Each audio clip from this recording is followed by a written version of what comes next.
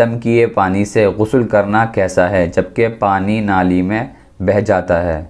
जी हाँ, अगर पानी पर कुरान मजीद की आयत या दुआएं पढ़कर फूंकी हो तो इलाज के तौर पर उसी पानी से अगर गुस्ल कर लिया जाए तो ये जायज़ है। अलबत्ता अगर मजबूरी ना हो और हमारे यहाँ टब वगैरह मौजूद हो तो बेहतर है कि टब में बैठकर गुस्ल किया जाए, या इस तरह गुस्ल किया जाए कि जिसकी वजह से वो पानी इकट्ठा हो सके और जमा हो सके, ताकि वो पानी नाली में न जाए और बेअदबी न हो। फिर उस पानी को उठाकर दरख्तों में डाल दिया जाए, फुलवारी में डाल दिया जाए, तो ये अफजल तरीक़ा है। लेकिन अगर इस तरह का कोई इंतज़ाम ना हो, मजबूरी हो, तो गुस्ल करने के बाद अगर पानी नाली में भी बह जाए तब भी कोई हर्ज और मुज़ायक़ा नहीं है, क्योंकि हमारा मकसद कोई वो पानी की तौहीन करना या पानी की बेअदबी करना नहीं है।